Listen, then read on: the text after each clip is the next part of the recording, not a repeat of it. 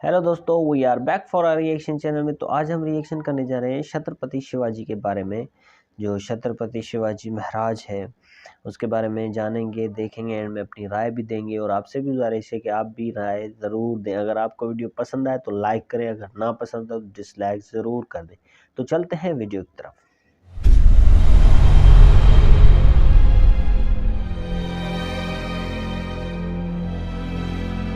नमस्कार, मैं राजा भारत की आत्मा हूं। मुझसे ही आपके देश का नाम पड़ा भारत। मैंने इतिहास की बहुत सारी घटनाएं अपने अंतःकरण में समाये रखी हैं। ये आपको अपने गौरवशाली इतिहास और तुम्हारे शूरवीरों के साहसिक कार्यों से अवगत कराएंगी।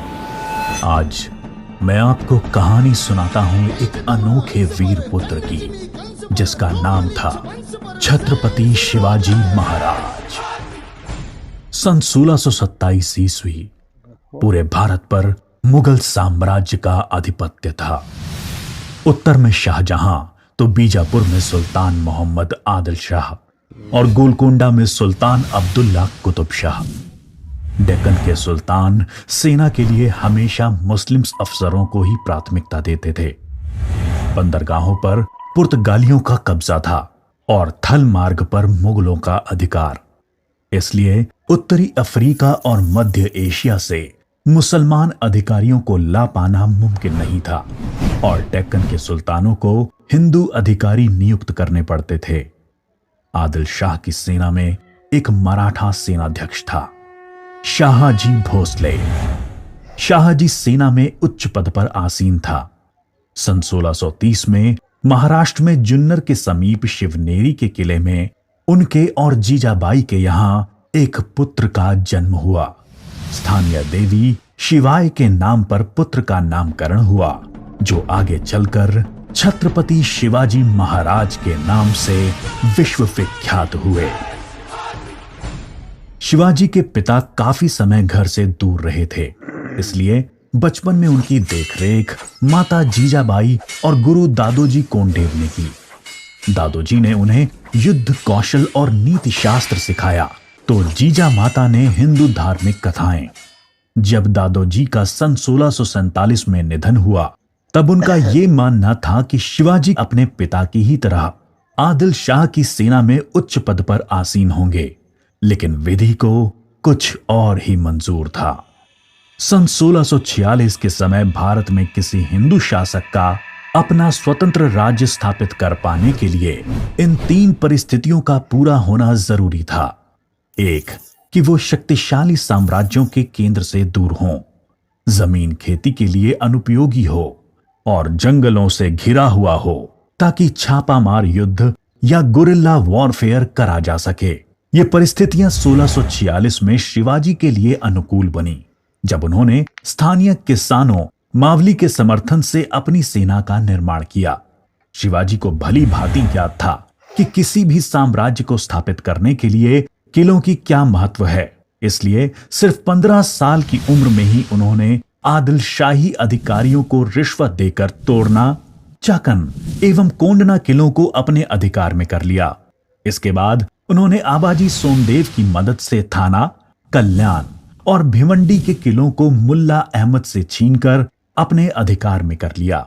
इन घटनाओं से आदिल शाही साम्राज्य में हड़कंप मच गया। शिवाजी को रोकने के लिए उनके पिता को गिरफ्तार कर लिया गया।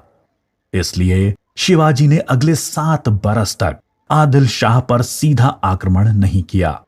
शिवाजी ने यह समय अपनी सेना को बढ़ाने और प्रभावशाली देशमुखों को अपनी ओर करने में लगाया। धीरे धीरे उन्होंने एक विशाल सेना खड़ी कर ली, जिसके घुड़सवार नेताजी पलकर ने संभाल रखी थी और पैदल सेना यशाजी कनक ने। अब तक शिवाजी के पास 40 किले भी आ चुके थे।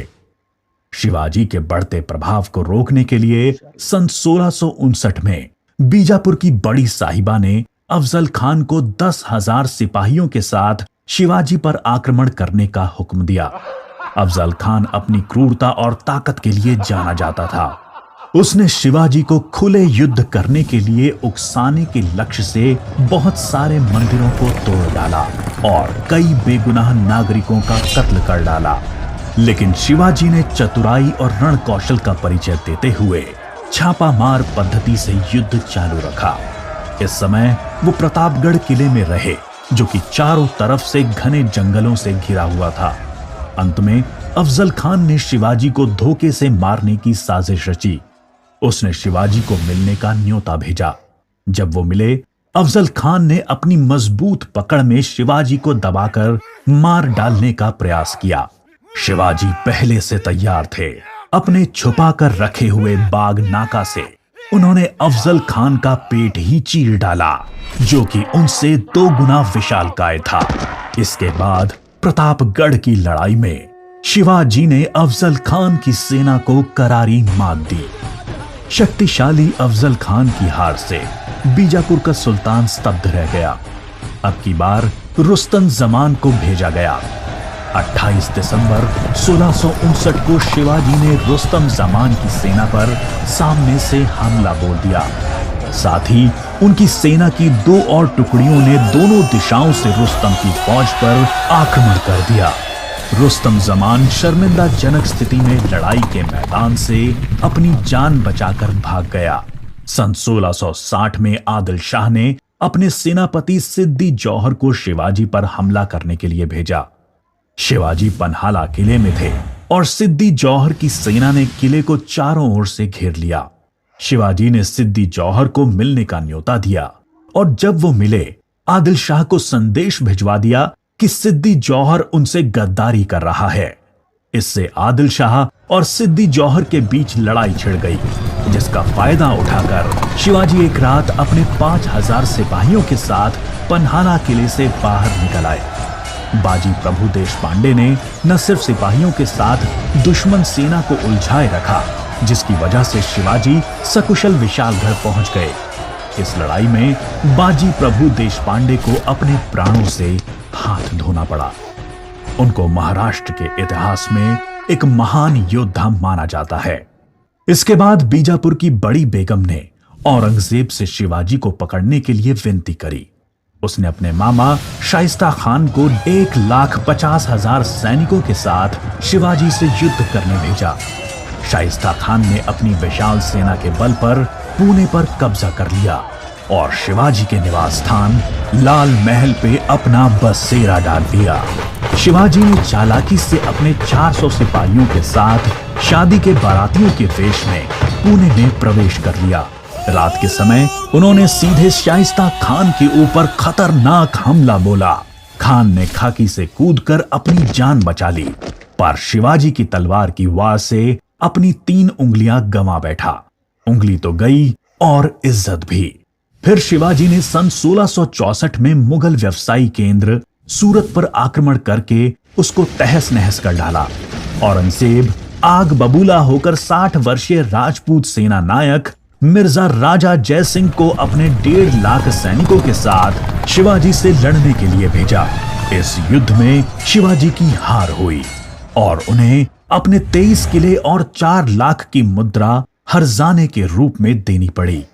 उन्हें अपने 9 वर्ष के पुत्र संभाजी के साथ आगरा जाना पड़ा।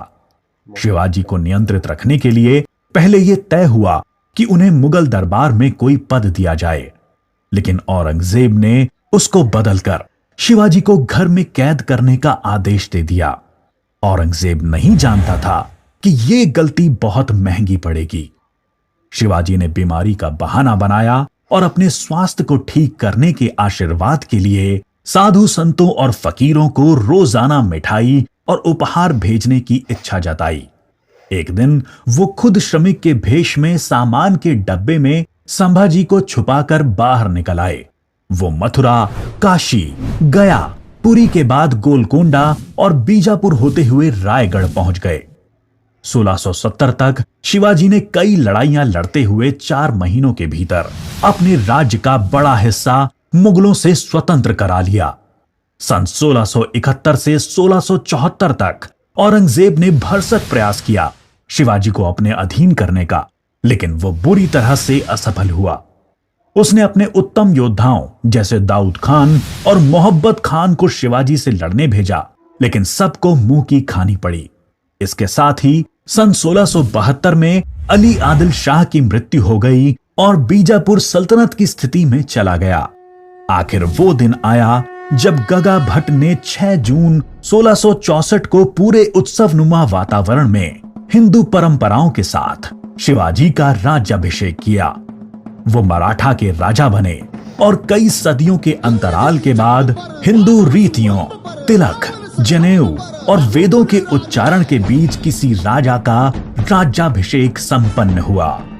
शिवाजी की महानता सिर्फ उनकी बहादुरी और युद्ध कौशल में ही नहीं थी, वो एक योग्य प्रशासक भी थे। उन्होंने धर्म के आधार पर कभी किसी के साथ पक्षपात नहीं किया। उनके कई अधिकारी, यहाँ तक कि उनके व्यक्तिगत अंगरक्षकों में कुछ मुसलमान भी थे। उन्होंने कभी किसी भी नारी का निरादर नहीं किया, यहाँ तक कि युद्ध में हारे हुए दुश्मनों की स्त्रियों को भी सम्मान सहित वापस भेज देते थे। गुरिल्ला युद्ध, किलों का उपयोग और नवसेना का निर्माण भारत में पहली बार शिवाजी ने ही करा।